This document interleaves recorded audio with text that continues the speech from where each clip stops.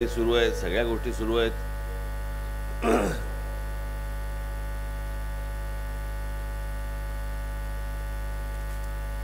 माझी बहुतेक सगळी भाषणं तुम्ही बघितली असतील, ऐकली असतील. ऐकलेत ना? पाहिलेत ना? ज्या मुलाखती झाल्या त्याही पाहिले असतील ना? आजच आपण सकाळी पक्षाचा जाहीरनामा प्रकाशित केला.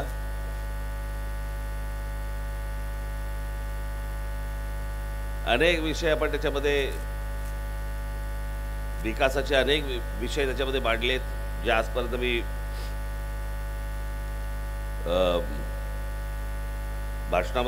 भाषणातून मांडत आलो.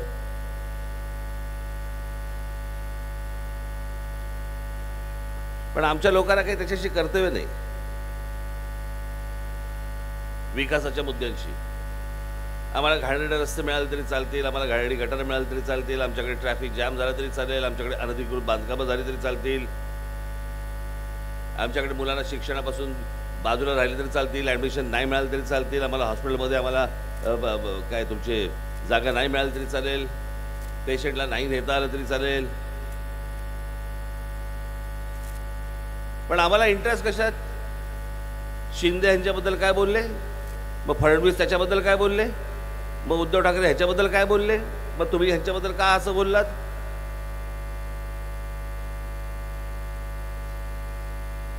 निवडणुका म्हटल्यानंतर आपण एकमेकांवरती टीका टिप्पणी करतो वगैरे, सगळं ठीक आहे. पण तुमचा प्रश्न विचारण्याचा मुख्य मुद्दा हा कसा असू शकतो?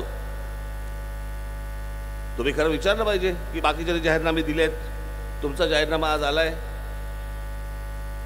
हे प्रश्न तुम्ही कसे काय सोडवणार आहात? याच्यावरची उत्तरं काय आहेत? शाळा कशा उभे राहणार, कॉलेजेस कशी उभी राहणार, चांगले रस्ते कसे मिळणार, आमचं एकूणच आयुष्य सुखकर कसं होणार, हे मला असं वाटतं प्रश्न विचारण्यापेक्षा हा राजकारणी तुमच्याबद्दल काय बोलतोय, तो त्यांच्याबद्दल काय बोलतोय, हा ह्याच्याबद्दल काय बोलतोय, कोंबडी झुंजवायची फक्त, आणि दिवसभर आमचं तेच चालू राहणार. मग कोणतरी ह्याच्याबद्दल बोलणार, मग हे दुसरीकडे जाणार, म्हणणार की बघा तो तुमच्याबद्दल असं बोलला, तुमचं काय म्हणणं आहे? मग तो दुसऱ्याकडे जाणार, तो म्हणणार तो असं बोलला, तुमचं काय म्हणणं आहे? आणि हे आपले दिवस झगडणार, दिवस काढून टाकणार, संपला यांचा विषय. पण आमच्या आयुष्यातले मूलभूत प्रश्न याच्यातनं निवडणुकांबंद सुटणार आहेत का? ही निवडणूक आपण का लढवतोय? कशासाठी तुम्ही उन्हातानामध्ये उभे राहून रांगेबंद मतदान करताय? कोणीही प्रश्न विचारत नाहीत, कोणाला काही देणं घेणंच नाहीये.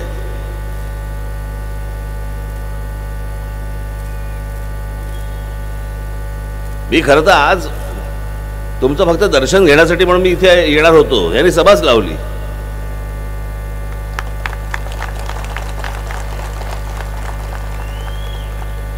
पण मी सगळ्या मला असं वाटतं मी सगळ्या सभांमधनं मी अनेक विषय सगळे बोललेलो आहे, तुमच्यापर्यंत ते सगळे अनेक विषय पोहोचलेले आहेत. तुम्ही कसे आहात हे विचारण्यासाठी म्हणून मी उल्हासनगरला आलोय.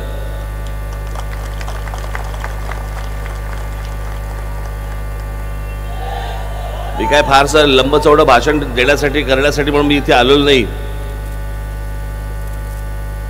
मी तुम्हाला फक्त एवढीच एक गोष्ट सांगण्यासाठी म्हणून आलेलो आहे की गेल्या 5 वर्षामधला जो खेळ तुम्ही बघितला असेल महाराष्ट्रामधला, मी असा महाराष्ट्र याच्या अगोदर कधी पाहिलं नाही.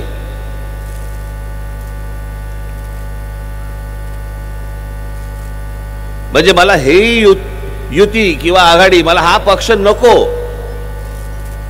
म्हणून मी यांना मतदान केलं, तर हा निवडून आल्यावर ह्यांच्याबरोबर जाऊन बसला. अरे गधड्या, मग मी ह्यालाच केलं असतं ना मतदान. मी तू ह्यांच्या विरोधात आहेस म्हणून मी तुला मतदान केलं, तू ह्यांच्याबरोबर जाऊन बसलास. हा तुम्हाला तुमच्या मताचा अपमान नाही का वाटत? तुम्ही ज्यांच्यासाठी म्हणून तिथे उन्हातानामध्ये उभं राहायचं आणि उन्हातानामध्ये उभं राहून तुम्ही मतदान करायचं, आणि नंतर तो माणूस किंवा तो पक्ष उठतो आणि दुसऱ्या पक्षांबरोबर जाऊन बसतो. तुम्ही निवडून दिलेले आमदार उठतात, विकले जातात आणि दुसऱ्या पक्षावर जाऊन बसतात. तुम्ही सहज मोफत म्हणून दिलेलं एक मत हे करोडो रुपयाला विकलं जातं नंतर, हा तुमच्या मताचा अपमान नाही?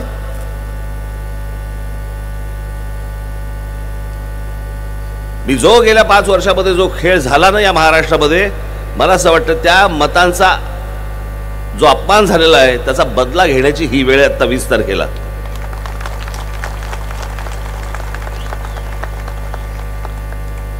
सगळ्या गोष्टी सोडून द्या बाकीच्या.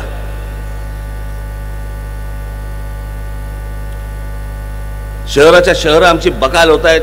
शहरामध्ये काय आम्हाला राहण्यासारखी व्यवस्था नाही, सोय राहिलेली नाही. मी आता त्या कल्याणवरनं आलो, इथे पण तीच परिस्थिती. इमारती वाढतायत, पाणी आहे का तेवढं? आमच्याकडे काय टँकर राज चालतो. हेच सगळे राजकारणी, ह्यांचेच सगळे टँकर्स, हेच सगळे इमारती उभ्या करणार, हेच सगळे बिल्डर्स तुम्हाला इकडे आणणार आणि मग ह्यांच्याच टँकरने तुम्हाला पाणी पुरवणार आणि मग त्याचे पैसे हेच मोजणार आणि हे सांगणार आम्हाला विकास करायचा आहे. असा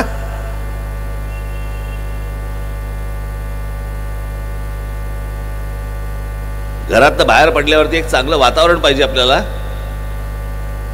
आज इथे माझ्या माता भगिनी आलेत, त्यांच्यावर जे काही कच्चे बच्चे आलेत, आपण त्यांच्या भविष्याचं काय ठरवून बसलोय, काय घेऊन बसलोय? आणि त्याचं जर समजा आपल्याला काही वाटतच नसेल तर आपण निवडणुका का लढवतोय? एकदा मनाशी प्रश्न तर विचारून बघा.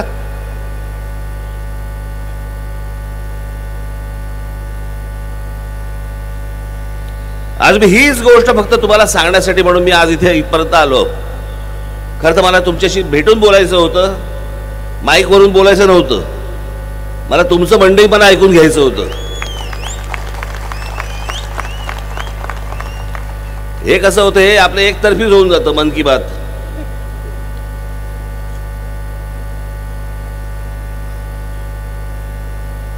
पण येऊन भेटलो असतो तुम्हाला, तुमच्या काही 4 गोष्टी तुमच्या ऐकल्या असत्या, माझ्या काही 4 गोष्टी मी तुम्हाला सांगितल्या असत्या.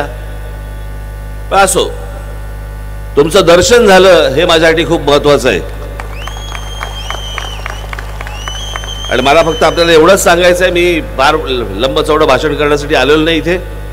मला आपल्याला फक्त एवढंच सांगायचं आहे की येत्या 20 तारखेला कुठेही बेसावध राहू नका. ही सगळी मंडळी तुमचा फक्त गैरफायदा घेत आलेली आहेत. आता हात जोडून येतील, नंतर कुठे काय जातील घरंगळत तुम्हाला कळणार पण नाही, पत्ता पण लागणार नाही.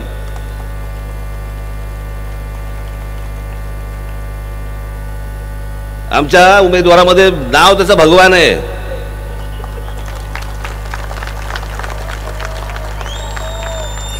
पण भगवान, एवढी एक गोष्ट लक्षात ठेवायची, परमेश्वर बघतोय तुझ्याकडे. नंतर यांना विसरायचं नाही. या सगळ्यांना आपण जो शब्द देतोय तो आपण पाळण्यासाठी जन्माला आलेलो आहोत, एवढी आपण गोष्ट लक्षात ठेवली पाहिजे.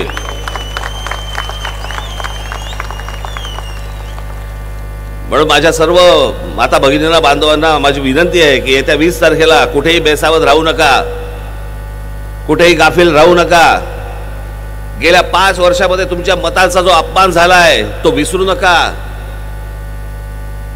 जो महाराष्ट्राच्या संपूर्ण राजकारणाचा खेळखंडोबा झालाय विसरू नका. हे सगळे धंदेवाईक जे सगळे उभे आहेत समोर, उद्या निवडणुकीच्या तोंडावरती शेवटचे 2 दिवस पैसे फेकून मारतील, पैसे वाटतील. नक्की घ्या.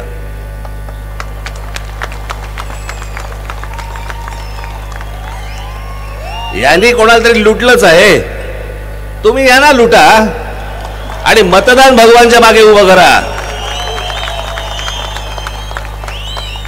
आणि म्हणून येत्या 20 तारखेला आपण फक्त भगवानच नाही, संपूर्ण माझ्या महाराष्ट्रामध्ये जिथे इथे महाराष्ट्र नवनिर्माण सेनेचे माझे उमेदवार जिकडे उभे असतील त्या सर्व उमेदवारांना आपण येत्या 20 तारखेला रेल्वे इंजिन या निशाणीवरती बटन दाबून आपण सर्वांना प्रचंड प्रचंड प्रचंड मताने आपण विजयी करावं असं एक आवाहन करतो आणि तुर्तास आपली रजा घेतो. धन्यवाद. जय हिंद, जय महाराष्ट्र.